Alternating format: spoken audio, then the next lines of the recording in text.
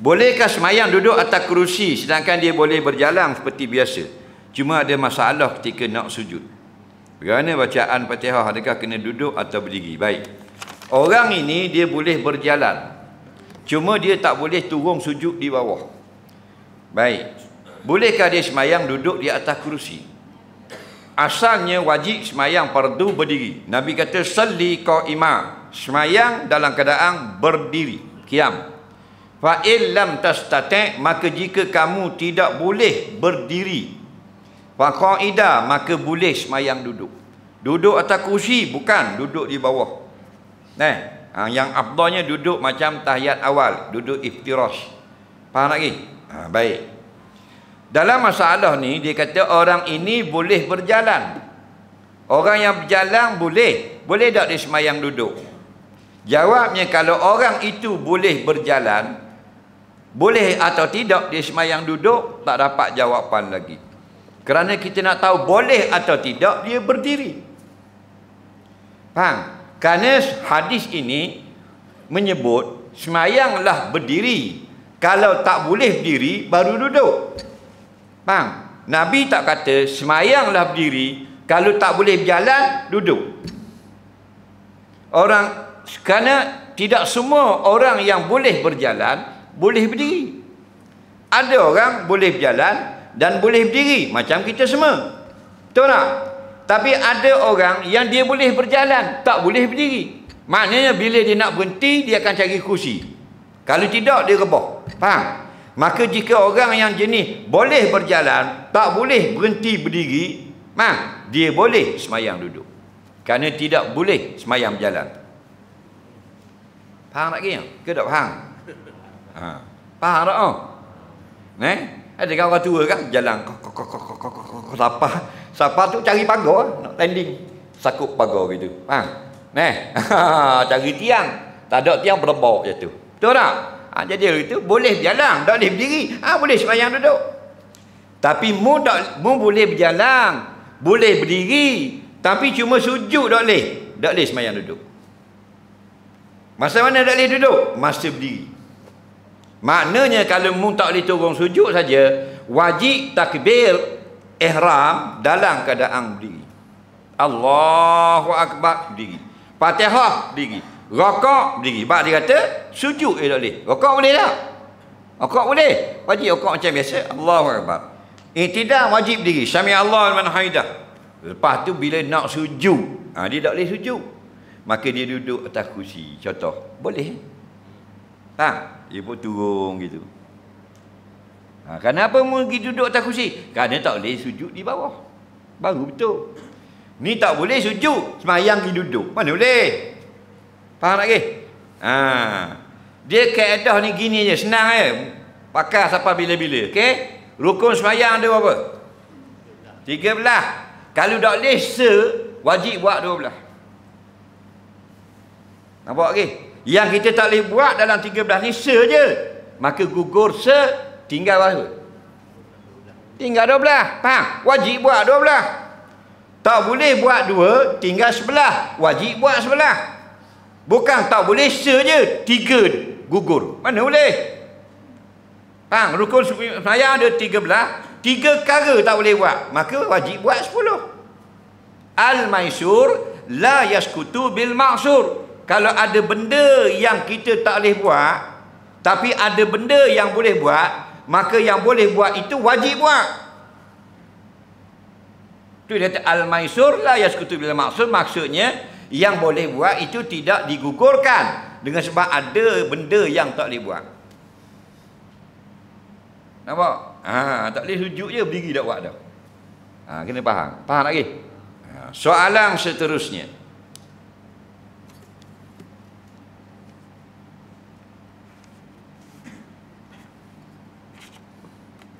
Ada seorang maulana mengatakan tidak ada pun satu nas yang mengatakan Allah tidak bertempat, tidak berjihad. Sama ada nas Quran dan hadis. Semua nas menyebut Allah bertempat. Tak kira maulana ke apa ke, ulama-ulama ahli sunnah wal jamaah telah memfatwakan orang yang mengatakan Allah ini bertempat kafir. Faham lagi? Senang saja. Dia kata tidak ada satu nah yang menyebutkan Allah itu bertempat. Cuba sebut satu nah Allah bertempat. Ada? Ar-Rahmanu ala arsy istawa. Allah Ta'ala bernama Rahman, dia atas aras bertempat. Gitu. Istawa. Faham? Ada tak cerita ditulis tempatnya di atas aras? Kafir. Faham? Kafir. Mana ada sebut tempat? Dan Allah itu ulu, Allah itu tinggi. Tinggi tak ada masalah. Itu ahli sunnah wal jamaah. Allah ulu, tinggi. Tapi kita kata tempat dia duduk tinggi. Kafir. Itu makhluk. Tinggi bukan makna tinggi mana tempat. Makan ke makaniah. Kena faham baik. Nah, jadi golongan-golongan yang sudah sedar rupanya mereka ini kafir, nak selamatkan keadaan, nyelipak balik, jadi ahli sunnah pula dah jadi sesat. Faham? Jadi hati-hati dengan golongan seperti ini. Nah, kalau jenis Tuhan yang ada tempat duduk, itu golongan kafir yang menempatkan Allah sama seperti makhluk. Faham? Sedangkan ahli sunnah wal jamaah semua tidak menafsirkan, kalau tafwid, kalau serah, maknanya Allahu a'lam, Allah lebih mengetahui, Maha Suci Allah menyerupai makhluk. Faham? Itu yang selamat. Soalan seterusnya,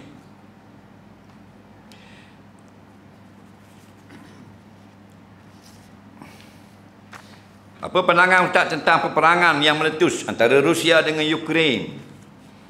Apa peranan umat Islam? Umat Islam sekarang ni jaga solat. Ukraine, Rusia ni jauh sangat. Hak kita dalam negeri ni jaga solat. Nah, ramai yang tidak solat, yang tidak semayang. Yang solat dah belajar biar solat kita sempurna. Nah, ramai yang tak hadir majlis ilmu tentang akidah. Faham? Tengok tadi Tuhan duduk atas langit, kan kafir. Pakai piah atas kepala, pakai title Maulana. Faham lagi? Jadi belajar sungguh-sungguh. Kerana ramai yang sesat. Dalilnya 73 kaum daripada umat Nabi Muhammad, 72 sesat. Satu saja. Jadi 1 dengan 72. Orang tak panggil majoriti satu tu. Nah, orang panggil minoriti. Nah, sedikit sangat yang tidak sesat. Betul tak? Belajar betul-betul. Perang tu, perang Rusia ni dia gini, alat peperangan dia. Nah, kalau buat nak ubuh dua ni. Nah, mesti digunakan. Bila digunakan, nak guna-guna tembak atas langit saja.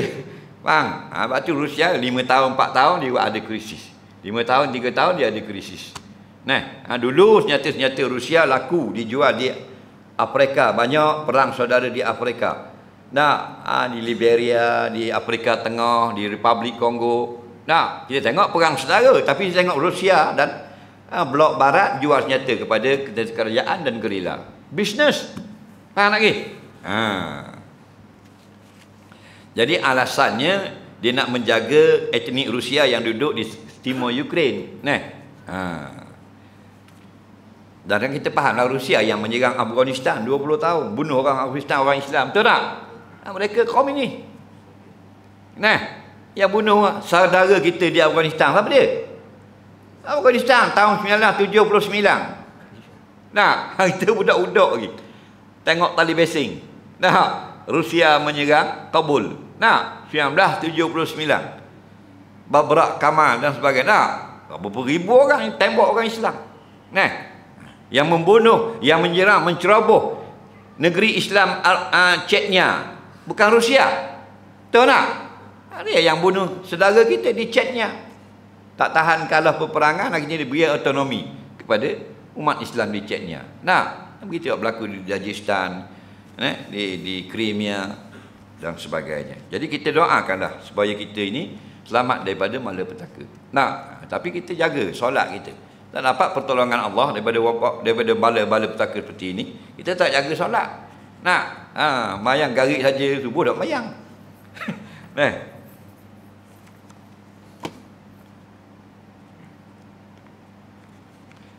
Betulkah ada orang kata tak boleh minum air teh 5 nipis? Tak tahulah kalau air ni kita minum semua. Nampak tak? Jadi 5 ini letak dalam air teh. Ada orang kata dia boleh menyebabkan rosak kesihatan. Dia begini, 5 ini dia mempunyai asid. Tak macam gas. Sebab tu kita nyalakan lilin, kita ambil 5 nipis, cuma perih. Di lilin, zuh tu biar api. Nah, dia gas. Nah, sebab tu jangan banyak sangat air 5 itu diperahkan di dalam air batu. Nah, bukan jadi mati, tidak. Nah, jadi bukanlah hari-hari.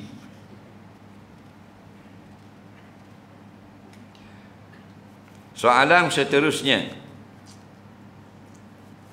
Orang mengaji ilmu agama ke masjid dan pengajar ilmu agama di masjid, yang mana lebih banyak pahala? Pahala mengajar dengan belajar, mana lebih banyak? Mengajar ke belajar? Kalau pada tertibnya mengajar lebih banyak pahala. Faham lagi? Tetapi kemungkinan yang mengaji itu lebih banyak. Kerana tak tahu keadaannya sisi Allah. Betul tak? Lepas tu ada orang yang semayang 100 rakaat, dia dapat 10 pahala. Contoh. Tapi orang ni 2 rakaat je, dapat 1000 pahala. Kerana dia itu kuat tawakalnya, kerana dia banyak bersyukur, dan dia orang susah, Allah beri dia lebih. Nah, kita beri RM1, ada orang beri RM1 sedekah, dapat banyak pahala. Tapi ada orang yang beri RM1000, dapat sikit. Sebab orang tu 1000, walaupun dia beri 1000, tapi dia jutawan. Pitih dia 8 juta. Kita yang beri RM1 ni, pitih dia RM2 je. Faham lagi? Nampak? Jadi lebih kita. Jadi wasil pun tak sadut berlomba lah. Pahala tu orang ustaz ke, pahala anak murid banyak, buat yang terbaik yang kita mampu, Allah tulis pahala. Bila tulis pahala, maka tidak ada yang sedikit. Faham? Soalan seterusnya. Kuliah kena pakai mask. Artis buat konsert tak payah pakai mask. Ini tak payah tanya ustaz lah. Ini kena tanya menteri.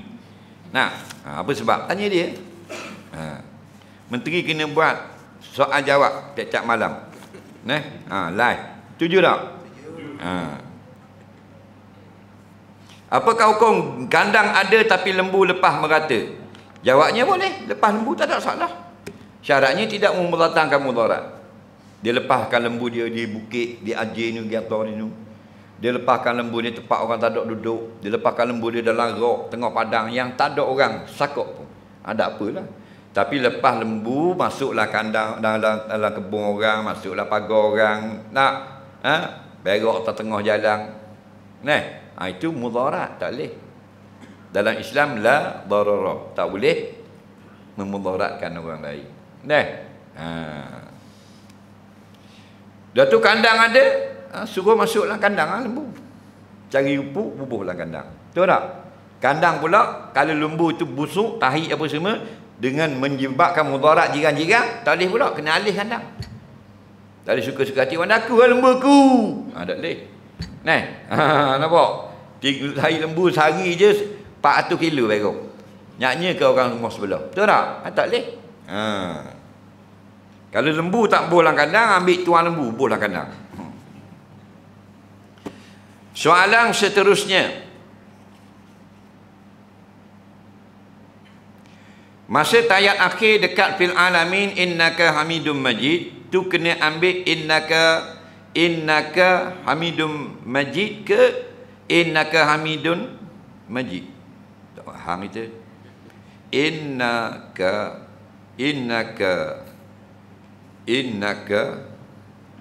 hamidun majid ke innaka hamidun majid. Sama je. Hak mana dia nak? Innaka hamidun majid, dengan innaka hamidun majid. Sama je. Tak boleh nak jawab, sama je tulis. Hak mana beza tu? Innaka hamidun majid dengan innaka hamidun majid. Hak tulis. Kena beza mana? Soalan seterusnya.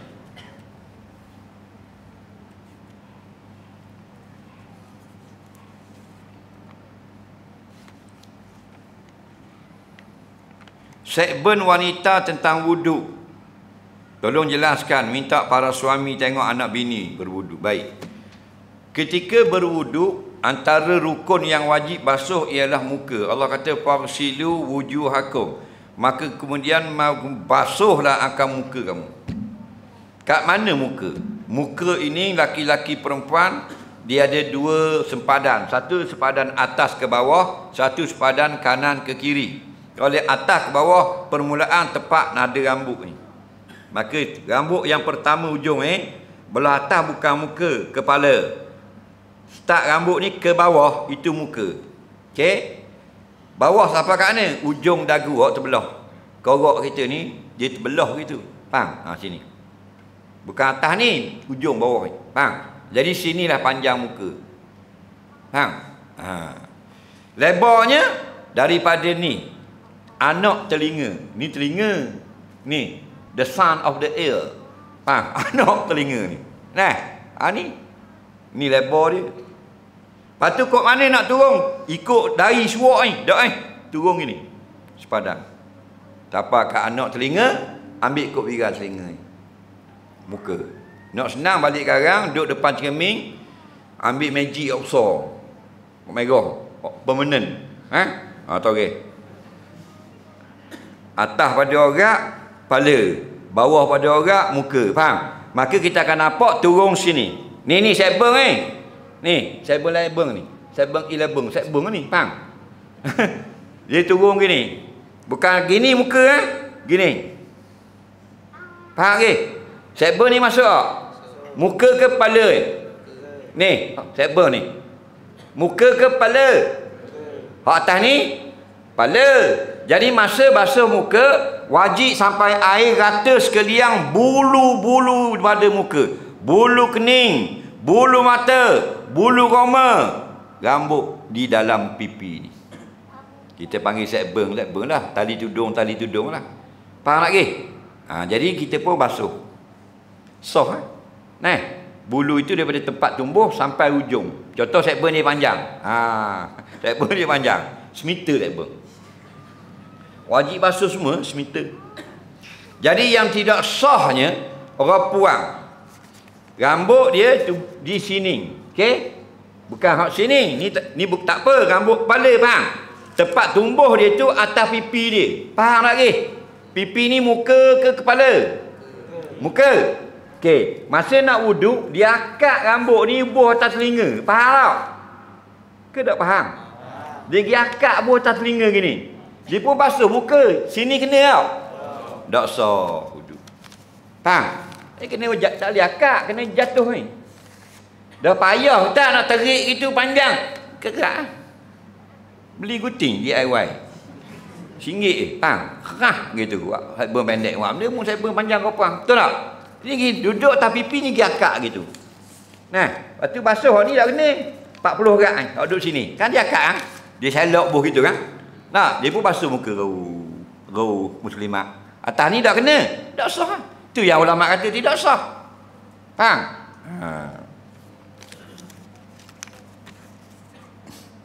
Soalan seterusnya. Khatib masa baca khutbah, makmum baca apa? Yang dipaparkan dalam skrin. Thank you. Baik. Khatib baca khutbah. Faham? Ada setengah masjid dia ada skrin yang tadi. Betul tak? Kadang-kadang skrin itu terjemahan apa yang dikatakan oleh khatib. Itu bagus. Sebab ada orang yang tak jelas dengar apa yang khatib baca. Faham? Nah, maka dia baca atas. Faham? Tak apa. Tak ada masalah. Itu membantu. Nah, contoh khatib kata hadirin jemaah sekalian. Tulis dia hadirin jemaah sekalian, dia baca. Tak apa. Kenapa? Kerana baca itu apa yang disebut oleh khatib. Dia telah melaksanakan satu perintah dalam Quran. Nampak? Fastami'ulah, maka hendaklah kamu hadirin jemaah dengar apa yang disampaikan oleh khatib. Tapi dia dengar tak faham, kerana speaker berdengung-dengung, dia baca di situ. Faham? Sampai dah maksud? Sampai. Yang tak moleknya, yang keluar di skrin masa baca khutbah benda lain. Faham? Ada setengah masjid dia keluar benda lain. Dia kan gerak dia duduk tengok tu. Nah, nu baca khutbah tentang wabak Coronavirus contoh khutbah. Nah, hadirin Jumaat sekalian, negeri kita yang sedang dilanda wabak ini adalah ujian daripada Allah, katanya khatib. Tapi dia tak dengar tu, dia duduk tengok tulis depan. Nak kuliah duha hari Selasa, Ustaz Wan Zulkifli bin Usman. Wan Zulkifli hok mana? Hok mana seorang kuliah Zuhur. Dia dengar tak? Dengar, faham tak khatib? Situ. Sama macam dia ambil telefon. Orang kata khutbah, dia pun tengok Facebook. Dia boleh like, keting. Faham lagi? Dengar memang, dengar telinga dia. Tapi dia reti tau. Doa. Kerana fokus hati dia pada benda lain. Itu makruh perbuatan. Faham? Jadi pastikan masjid-masjid, masa baca khutbah, jangan duk keluar skrin benda-benda lain. Walaupun benda agama. Faham lagi? Kerana simpang siur habis. Nak?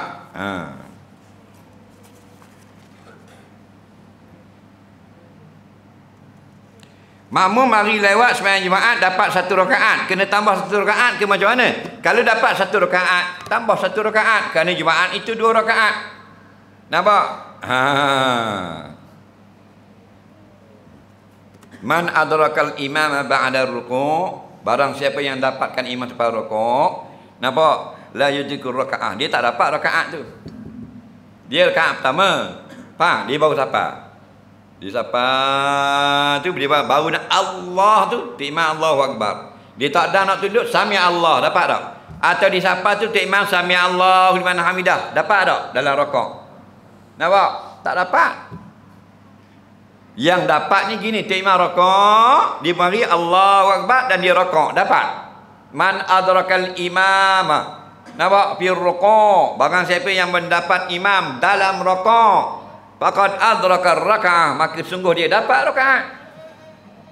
Nah, ni tak dapat, dia mari tu imam sami Allah liman hamidah, tak dapat rakaat, cuma dia ikut saja.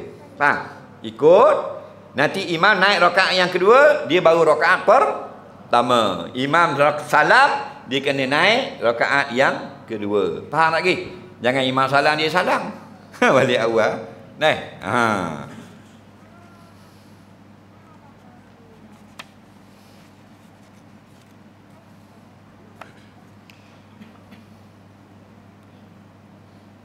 kenapa dahi ustaz tidak berkedut? Apakah rahsia? Tak ada rahsia. Dia tanya ada pitih kedut. Kalau tak kedut ini mana ada 102 dalam kocek. Faham lagi? Tak? Saya tak ada pitih, bini pula minta pitih. Kedut lalu. Dengan muka-muka jadi uduh habis. Betul tak?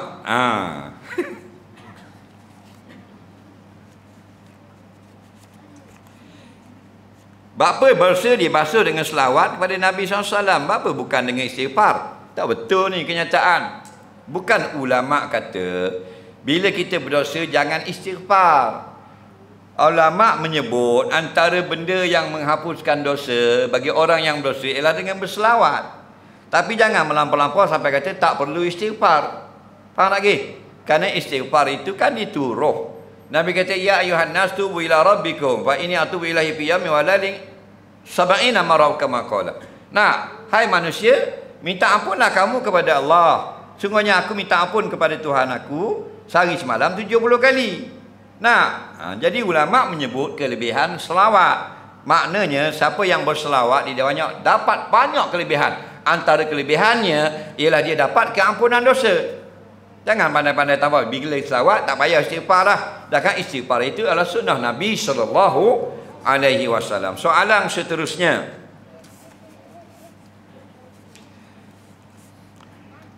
Dalam khutbah Jumaat, apakah hukumnya kita tidak aminkan doa untuk raja? Oh, sensitif ni.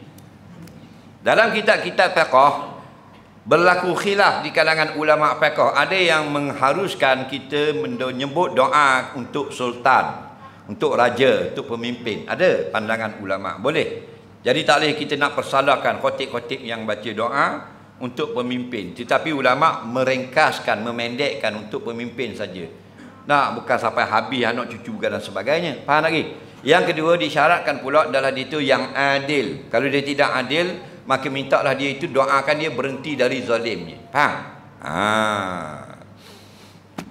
Jadi siapa yang tak mau berdoa, tak ada masalah, tu hak dia. Faham lagi? Allahumma fil a'immatana, Allahumma fil sultanana dan sebagainya. Nah, dia tambah. Hak dia. Nah, dia rasa orang itu zalim, dia tambah. Nah, tu hak dia.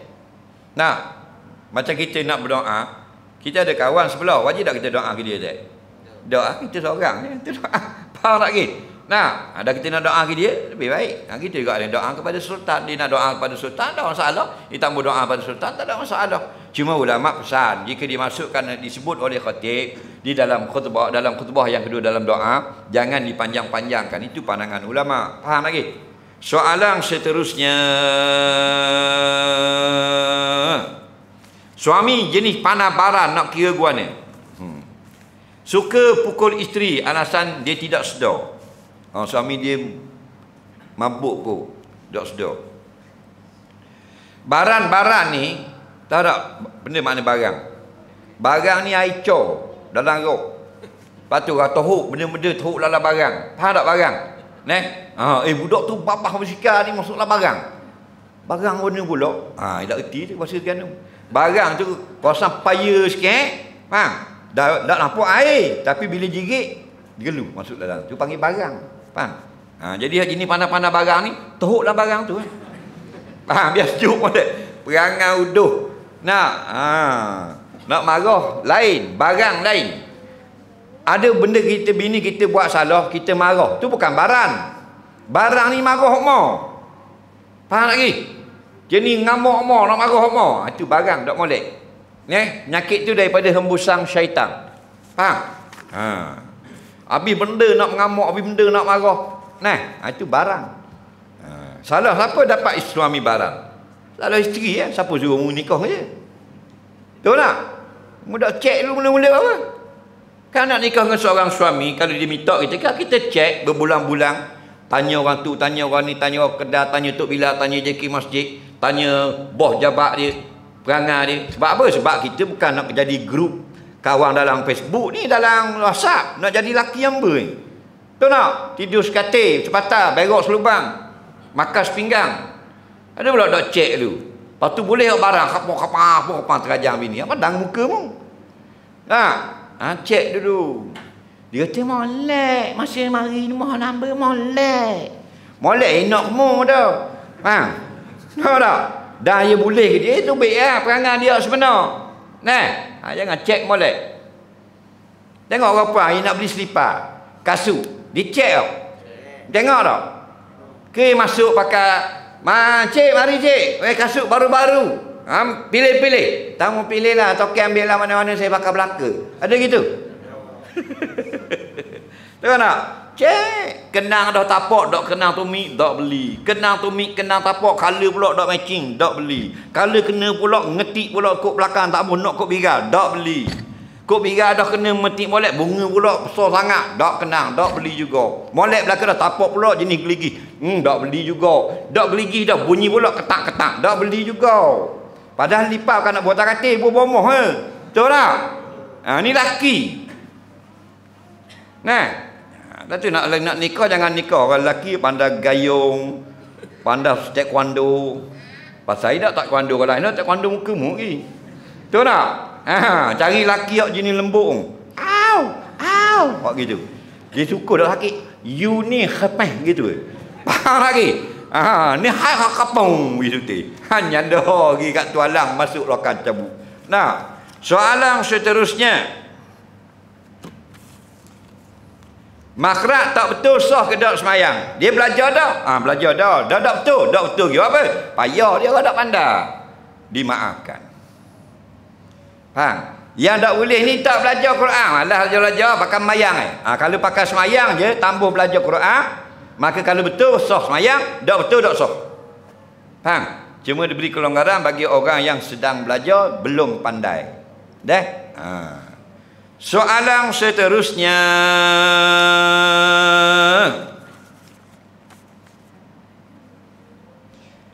Saya basuh cadar, saya ada kesan nyamuk. Saya basuh kat sink bilik air. Lepas tu saya sedar sink itu bocor sikit. Dan air basuhan saya terpecik di kaki. Beberapa titik. Saya tidak lipat seluar masa basuh itu. Saya tidak pasti air basuh itu terpecik pada seluar saya ataupun tidak. Lepas tu mana soalan? Dia buat rencana. Kain gebor, kena darah nyamuk. Okey? Basuh dalam sink. Pasal tak beli pergi washing machine. Faham lagi? Pakai washing machine je. Bubur dalam sink, bubuh air. Lepas tu kecang. Faham lagi? Kain gebor kena darah nyamuk. Tiba-tiba rupanya sink dia bocor.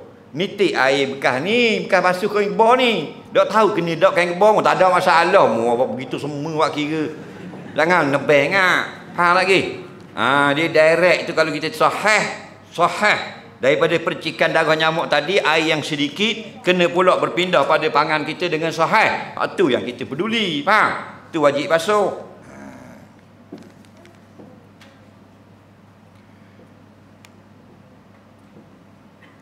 Apa hukum kita guna stiker WhatsApp budak-budak kecil yang comel-comel tapi tak tutup aurat? Budak-budak ni wajib tak tutup aurat? Tak. Okey, orang tua boleh tak tengok aurat budak-budak? Faham lagi? Boleh jika tidak syahwah. Kalau syahwah tetap haram walaupun budak tu kecil. Jadi apa yang boleh dilihat bolehlah jadi gambar. Faham lagi? Lepas tu kita gambar kita masa kita umur 3 tahun mandi lanjang. Faham lagi? Haram tak orang tengok? Tak haram lah. Tetapi aib. Faham lagi? Aib lah kita walaupun kamu kita masa kita kecil, masa kita tidak ditaklifkan dengan beban syarak, faham? Tapi aib. Jadi kalau kita nak kongsi-kongsi share-share tu walaupun kamu budak-budak, janganlah kita berlebih-lebihan dalam menampakkan aurat.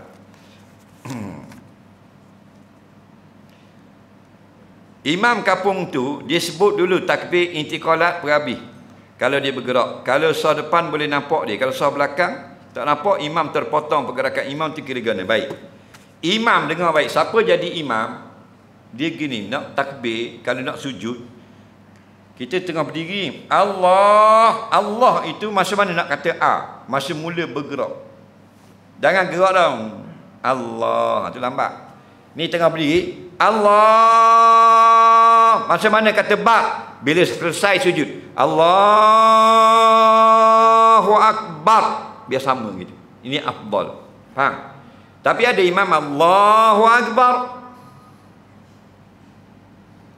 faham lagi?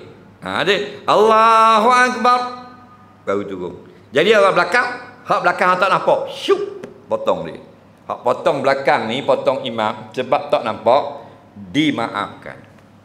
Yang kata haram tu yang nampak tahu dah imam baru nak turun, dia turun dulu kau. Itu haram, berdosa. Semayang tak batal kerana potong satu rukun. 2 rukun batal semayang. Tak nampak tak ada masalah. Kena oleh tu imam tak rokok, tak sujud lagi, dia sujud dah. Pasal apa? Tersalah. Atau tu imam tengah sujud, dia tengah sujud dia akak pada Allahu Akbar. Tersalah, masuk balik. Tu imam sujud, kita sujud. Faham lagi? Kita ingat tu imam bangun dah, kita Allahu Akbar. Dok ngunggi. Faham? Turun semula ni jangan takbir. Lama takbir Allahu Akbar. Tak payah ada musalah. Senyap dah lah, faham? Sebab tu kalau orang baru mari jangan takbir kuat. Tu imam sujud, belakang semua sujud, dia baru mari, dia masbuk, faham? Allahu Akbar. Orang pun Allahu Akbar. Cinatan ni sujud habis sesah punuh-kanuh habis. Jangan kuat, perlahan dah. Allahu Akbar. Tidak balik ini galak orang tu. Ingat suara pula buat macam tu imam. Salat ba'diyah 2 rakaat, tahiyat akhir saya bangun baca Fatihah baru mari teringat lebih rakaat. Bolehkah saya teruskan solat tersebut? Tak payah turun balik. Kita 2 rakaat je, sembahyang fardu atau sembahyang sunat. Patut tahiyat akhir tersalah kita berdiri. Faham lagi? Tengah baca Fatihah terlebih, turun lah. Dan kalau mu tambah jadi 4 rakaat tak batal sembahyang. Faham lagi? Tapi yang afdal, yang kita niat 2 rakaat, kita lakukan 2 rakaat. Soalan yang ketiga sebelum akhir.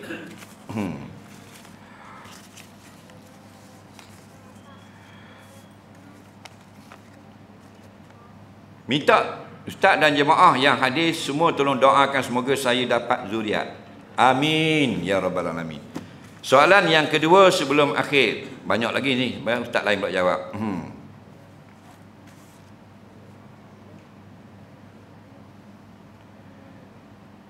Jika memang betul kematian seorang itu bunuh diri, netizen duduk backup dengan berkata kita tak duduk tempat dia. Kita tak tahu, mungkin sebab dia stres dengan kehidupan dan sebagainya. Betul tak ucapan itu? Boleh jadi. Ada orang bunuh diri. Dia bunuh diri. Faham lagi? Bila bunuh diri, orang pun ramailah kritik. Nak masuk neraka lah, itulah, ini, gitu, gini. Kemudian adalah orang yang backup. Nah, dia kata belum, mungkin dia stres, mungkin dia masalah mental dan sebagainya. Jawabnya betul juga. Betul juga kata netizen begitu. Bang, cuma kita kalau orang bunuh diri, jangan kata dia masuk neraka. Faham tak? Kata hadis secara umum. Dalam hadis, orang yang mati bunuh diri itu azab di dalam neraka.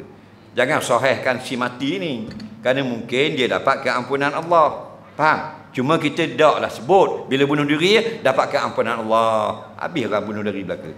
Faham lagi? Tak? Jadi dalam pegangan kita, apa yang kita belajar, orang yang bunuh diri itu berat dan azab seksanya di akhirat. Tempatnya neraka. Dalam hadis-hadis pun sebut, kalau bunuh diri terjun, dia akan terjun berulang-ulang beribu kali di dalam neraka. Kalau dia gunakan pisau tikam dada dia, Nabi cerita dalam neraka nanti dia akan koyok-koyok. Setiap kali dia cikam, bergelepar, menjerit, molek semula, tikam, gelepar jerit, beribu-ribu tahun. Tapi jangan kata ni hak mati tadi yang bunuh diri ni sahih dah ni masuk neraka. Tak boleh. Faham? Jadi kita perbuatan bunuh diri ni haram pada syarak. Jika dia menghalalkan, jadi kafir. Jika dia tidak menghalalkan, jadi kerana terikut-ikut dengan perasaan, maka haram dan dosa besar. Adapun keadaannya di akhirat terserah kepada Allah. Jika Allah menghendaki, Allah ampunkan dia. Jika Allah tidak ampunkan dia, dia diazab dalam neraka sekadar yang dikehendaki oleh Allah. Cuma kita boleh datangkan hadis-hadis, jangan bunuh diri, ini bunuh diri, haram, dosa besar, tempatnya di neraka. Jangan kata si fulan ini. Faham lagi? Sebab tu setengah netizen tu dia kata mungkin dia sebab stres kita tak duduk tempat dia. Sebab ada orang yang bunuh diri dia tidak berdosa. Contohnya dia disihir. Faham? Dia disihir, maka dia tidak berdosa lah. Nampak tak? Atau orang gila, dia ingat 3 kaki, 3,000 kaki tu. Faham lagi? Dia nampak pasal orang gila, dia tidur dalam tong sampah, dia nampak macam banglo. Kalau tidak, dia tak tidur dalam tong sampah. Faham lagi? Dia minum air lokal tu pasal dia tak nampak air lokal, dia nampak Starbucks. Faham lagi? Tu nak? Betul orang gila dia bercakap seorang, kita nampak seorang, dia dengar ramai keliling dia, jing dia 3 ekor duk cakap dengan dia. Jadi kalau gila dia tidak berdosa. Cuma jangan kita isbatkan memang tetap hak mati kemarin kerja tu memang sahih dah masuk neraka. Belum tentu, dia akan dibicarakan, serah pada Allah jalan yang lebih selamat. Allah manfa'na bima 'allamtana, limna bima yanfa'una, rabbana zidna 'ilma, rabbana atina fid dunya hasanah fil akhirati hasanah wa qina adzabannar. Sallallahu sayyidina Muhammadin wa ala alihi wa sahbihi wasallam. Walhamdulillahirabbil alamin. Assalamualaikum warahmatullahi wabarakatuh.